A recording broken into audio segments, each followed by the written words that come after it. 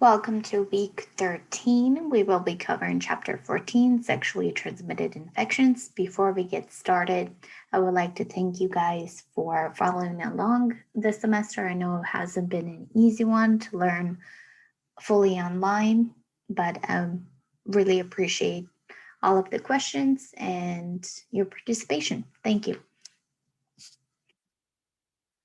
So, our chapter is sexually transmitted disease and infections.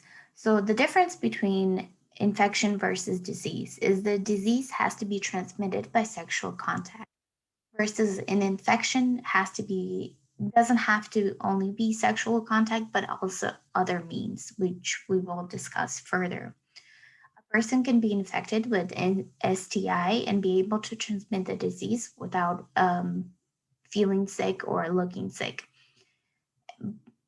The biggest thing we want to teach you about STIs is that it could be prevented and can be cured if treated early and properly.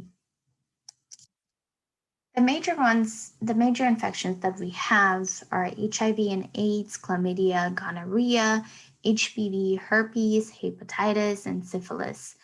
And these can cause very serious complications if left untreated and also pose a risk to not only the individuals involved, but also newborns and fetuses of those who are in. US has one of the highest rates of STIs and one of any industrialized nation. Young people ages 15 to 24 account for half of STI causes in the United States. And several of the most common ones are actually rising per year. CDC estimates about 110 Americans are infected with an STI, and over 20 million Americans become newly infected each. That's a big number. So the major ones per cases per year is HPV is the biggest infection that we have currently at 14 million cases per year, following by chlamydia, trick, we call it gonorrhea, herpes simplex virus, syphilis, hepatitis B, and HIV infection. Both men and women are infected. However, the outcomes and consequences vary among sexes.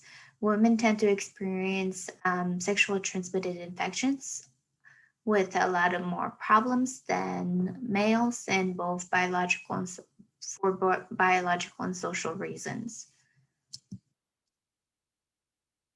First, let's start with HIV, which is short for human immunodeficiency virus. This virus that causes HIV infections, and AIDS.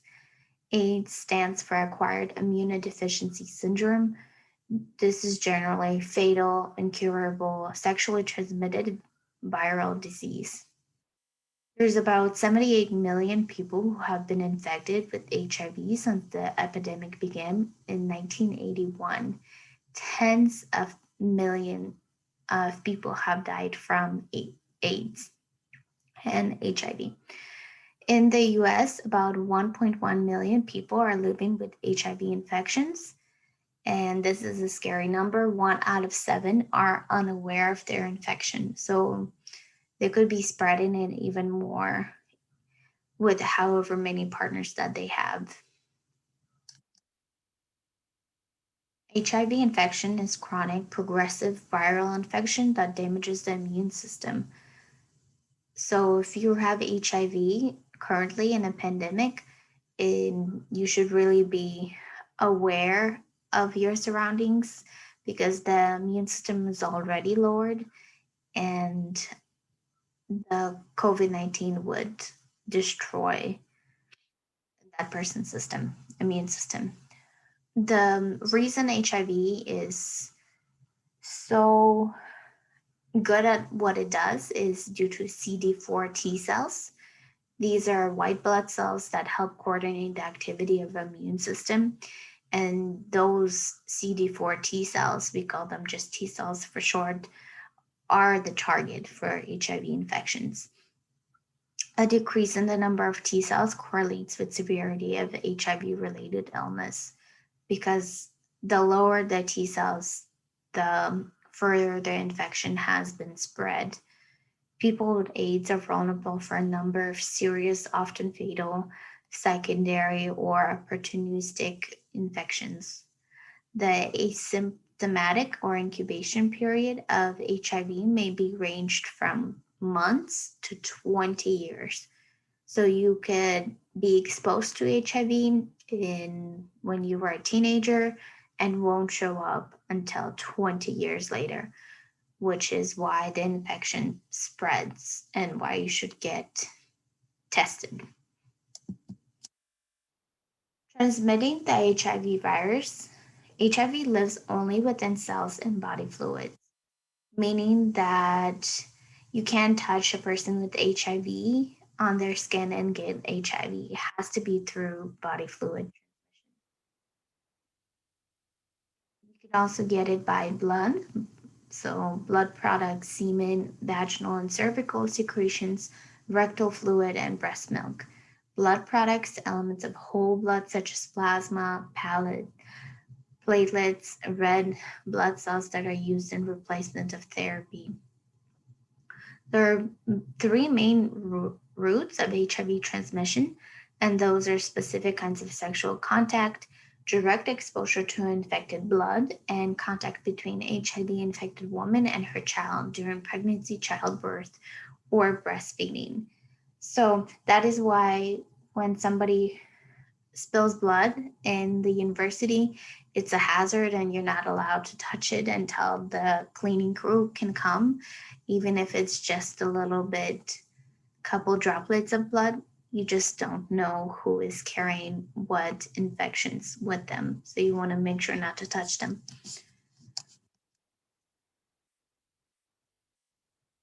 So HIV is most likely transmitted through unprotected sexual intercourse, vaginal or anal. The virus has been found in pre-ejaculation fluid, so that means you could get infected even before ejaculation. During vaginal intercourse, male to female transmission is more likely than female to male transmission. Oral genital contact carries some risk, but it's not as high as vaginal or anal intercourse.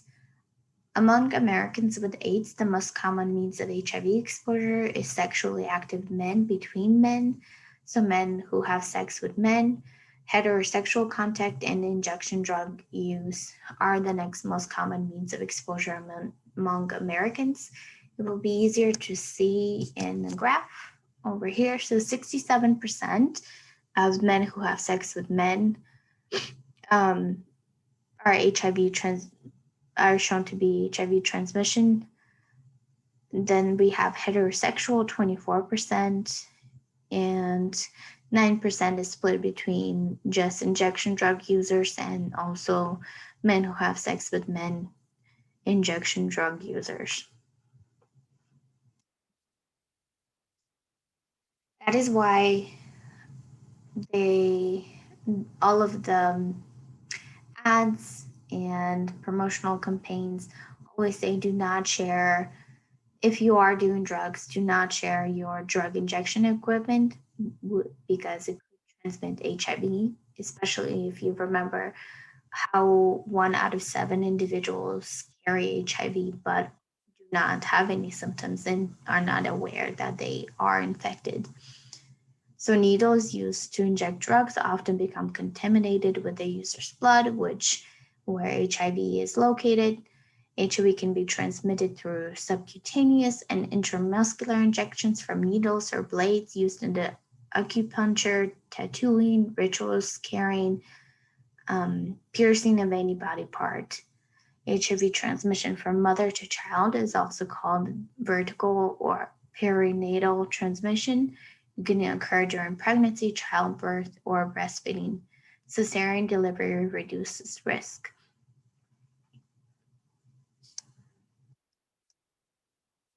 Within a few days or weeks, some victims develop symptoms of primary HIV infections. They may experience fever, fatigue, rashes, headaches, swollen lymph nodes, body aches, night sweats, sore throat, nausea, mouth ulcers. These are very similar symptoms that common viral illnesses. So a HIV infection always goes, not always, but is more likely to go undiagnosed due to those symptoms being related to other things that we experience. So the primary goal of HIV is to weaken the immune system, making those who have it susceptible to other infections, both common and uncommon. The infection most often seen is pneumocystis or pneumonia, a fungal infection. Um, Also, a Kaposis sarcoma, a once rare form of cancer, but is becoming more common within HIV infected men. Women often have frequent vaginal yeast infections, or cases of tuberculosis are increasingly reported. So, those are the infections that are more likely to be seen in a person who is HIV positive. There's three types of diagnosis tests that are available. There's an HIV antibody test, which is at 3 to 12 weeks after exposure. Combination of HIV antigen and antibody test, which can detect HIV 2 to 6 weeks after exposure.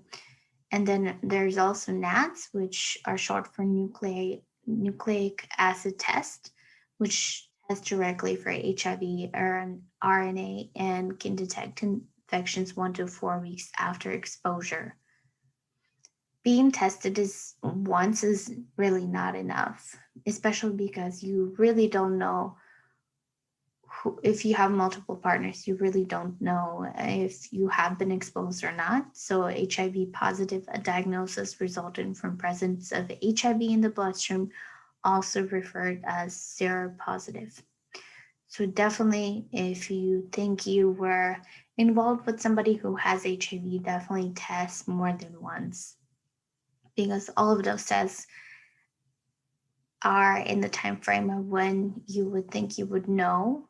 I mean, 12 weeks, that's a couple months. So what if you were not aware of your partner's HIV status? So you definitely want to test multiple times if you've or if you think somebody was HIV positive. So there's a lot of different treatments definitely for HIV, and they're getting better and better with the decades, but there hasn't been a cure that just magically takes away the HIV status. Medications can significantly alter the course of the disease and extend life, which is the primary goal. The main types of antiviral drugs used are reverse transcriptase inhibitors, protease inhibitors, integrase inhibitors, and entry inhibitors. They either block HIV from replicating or prevent it from infecting other cells. As you can see, all of the medication is towards either preventing it to spread more or trying to inhibit the current infected cells. The cost of treatment in an area of major concern. The best hope for stopping the spread of HIV is safe, effective, and inexpensive vaccine. Some of the approaches for prevention of HIV include abstinence, consistent condom use with all sexual acts, and needle exchange programs. Pre-exposure prophylaxis or pre-EP drug is available for use by people who do not have HIV but are at high risk for it. So a lot of drug users and men who have sex with men, you can protect yourself by avoiding behaviors that may bring you into contact with HIV. So make careful choices about sexual partners. If you inject drugs, do not share needles.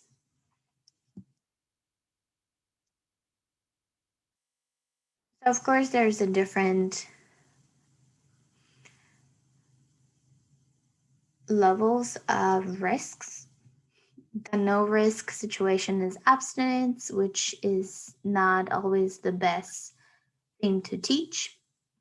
Activities, next thing is activities don't involve exchange of body fluids. So, hugging, massage, closed mouth kissing, masturbation, phone sex, and fantasy. Next, we have sex with other uninfected and totally faithful partners, hand, gentle contact, and deep kissing. Next, we have use of condom, sharing of sex toys, oral sex, unprotected vaginal intercourse, and unprotected anal sex are the riskiest for HIV transmission. So now let's move back to our other sexually transmitted infections. This one we have chlamydia, which is transmitted by a bacterium, Chlamydia trachomatis. It is the most prevalent bacterial infection in the United States.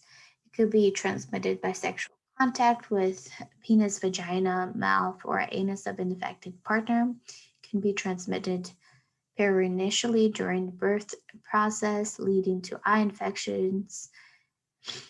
In a woman, if left untreated, chlamydia can lead to pelvic inflammatory disease, PID, a serious infection that can cause infertility. Chlamydia can also lead to infertility in men. So, a lot of people experience few to no symptoms from chlamydia infections, which actually increases the likelihood that the infection will spread. Annual screening is recommended for sexual active young women. Chlamydia is diagnosed through urine tests or laboratory examination of fluid from urethra or cervix. Treatment is with antibiotics. Some of them are doxycycline, erythromycin, or azithromycin. This CDC now recommends retesting 3 months later after the infection instead of just waiting another year. Another infection that we have is gonorrhea, which is also transmitted by bacteria, and it's called Neisseria gonorrhoeae. It's transmitted in the same way as chlamydia. Incidence is highest among 15 to 24-year-olds. Untreated gonorrhea can also cause PID in women and urethritis and epididymitis in men. During birth, infants and infected mothers can contract an eye infection that can lead to blindness. Gonorrhea is detectable by several tests, and antibiotics are used to treat it due to it being a bacterial infection. But increasing drug resistance is a major concern. In men, incubation is brief. The first symptoms are due to urethritis, which causes urinary discomfort and a thick discharge from the penis in men.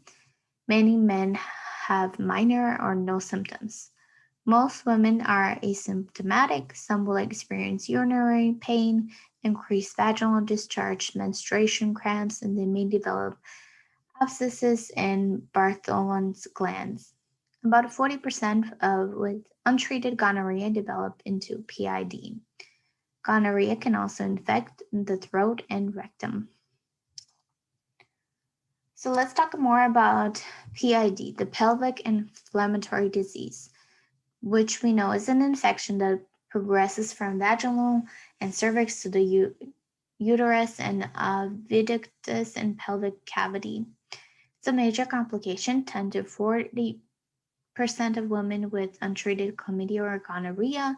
Even when treated successfully, about 25% of those affected women have long-term problems.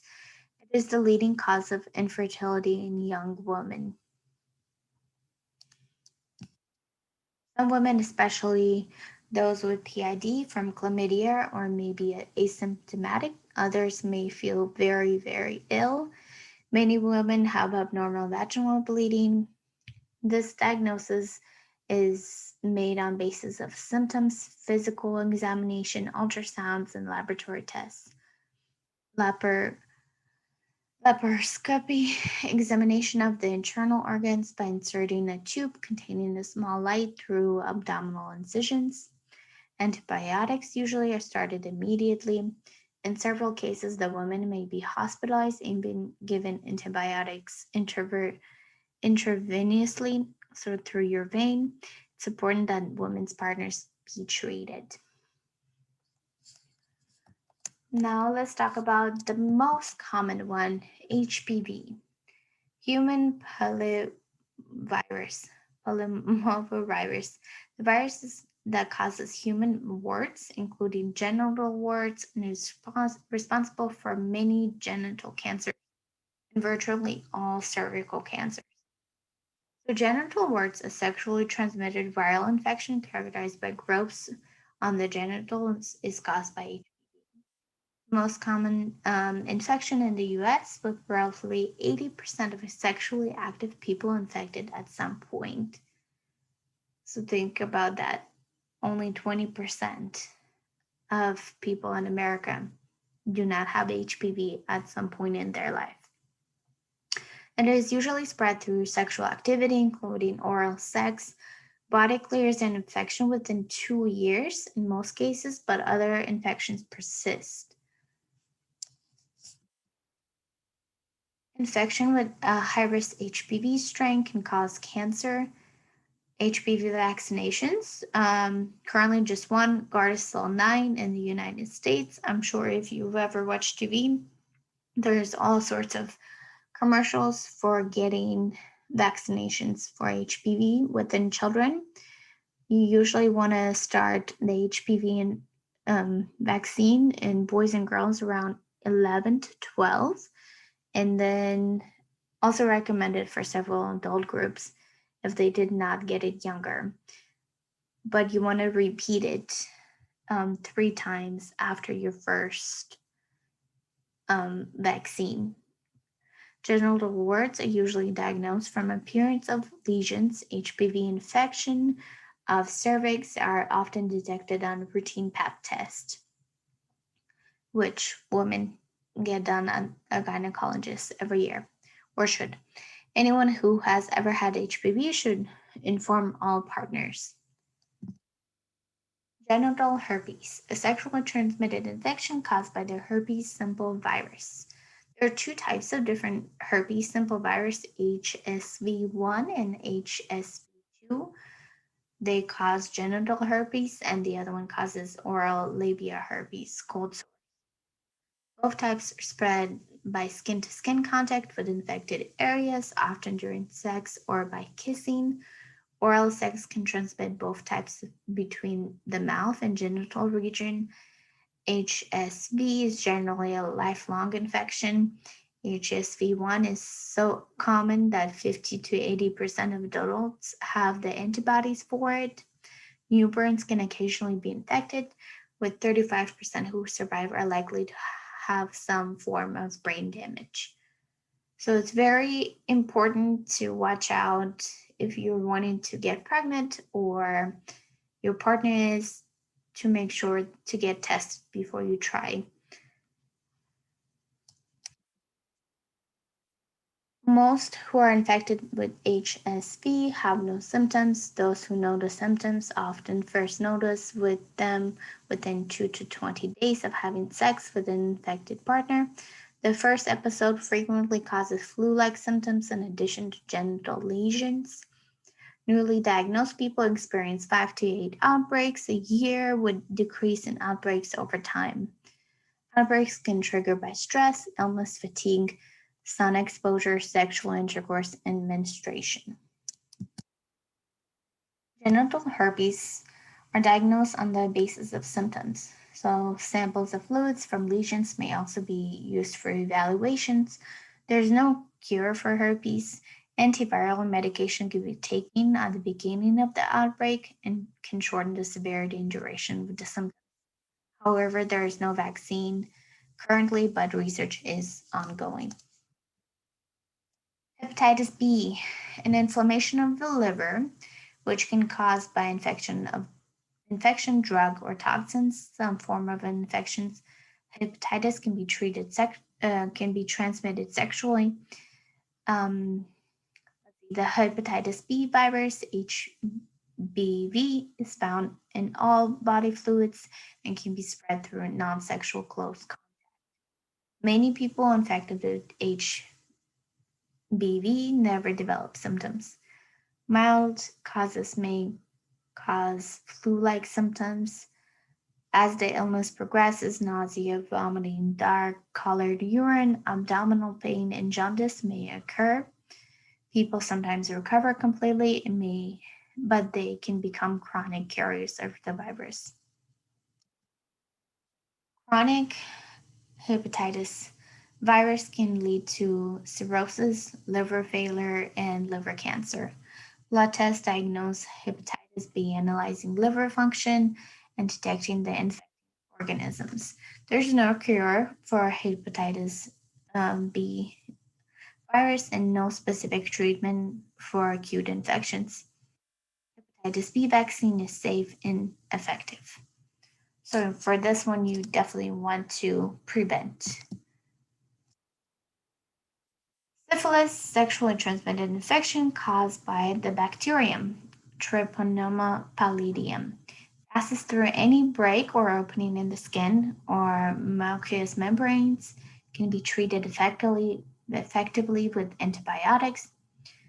So primary syphilis is characterized by an ulcer called the Chanceray that appears 10 to 90 days after exposure. Secondary syphilis is usually marked by mild flu-like symptoms and skin rashes appearing 3 to 6 weeks after the Chanceray. Symptoms may reoccur over a period of several years. Late or tertiary syphilis affects about 15% of those untreated syphilis. Symptoms appear 10 to 20 years after initial infection. Late syphilis can cause organ damage, disability, and death. So these are definitely more deadly than others. In pregnant women, syphilis can cross the placenta. If the mother is not treated, the likely result is stillbirth, prematurity, and congenital deformity. Syphilis is diagnosed by examination of infected tissues with blood tests. All stages can be treated with antibiotics, but damage from late syphilis can be permanent. So we have trichomoniasis, which we call trich, protozoal infection caused by Trichomonas vaginalis, transmitted sexually and externally. Women who become symptomatic develop greenish, foul-smelling vaginal discharge and several itching and pain in the vagina. Men can develop inflammation in the urethra and epididymis or in the prostate. Prompt treatment with oral metronidazole flagyl is important because studies suggest trich may increase the risk of HIV transmission and in pregnant women or premature delivery. We also have bacterial vaginosis, a condition caused by overgrowth of certain bacteria inhibiting the vagina. Symptoms include vaginal discharge and sometimes vaginal irritation. Is treated with topical or oral antibiotics. Next, we have LGV or lymphogranulum venereum, an infection of the lymphatic system caused by 3 strains of bacterium, Chlamydia trachomatis, transmitted sexually. If untreated, chronic symptoms may develop. We also have pubic lice, which are like crabs, and scabies are highly contagious and parasitic infections. Treatment is generally easy. So I know you guys have learned a lot of different new words, but what can you do to stop STIs? Many schools have STI counseling and education programs, free pamphlets and literature about The sexually transmitted infections are available on public health departments, health clinics, physicians' offices, student health centers, and Planned Parenthood. Diagnosis and treatments. Early diagnosis and treatments of infections can avoid major complications down the road and help prevent spread of infection. Remember, many STIs can be asymptomatic. Professional examination testing is recommended following any risky sexual encounter, even in the absence of symptoms. Prevention. The only sure way to avoid exposure is abstain from sexual activity. However, telling this to college students or, individuals, humans, is absurd, so plan ahead for safer sex.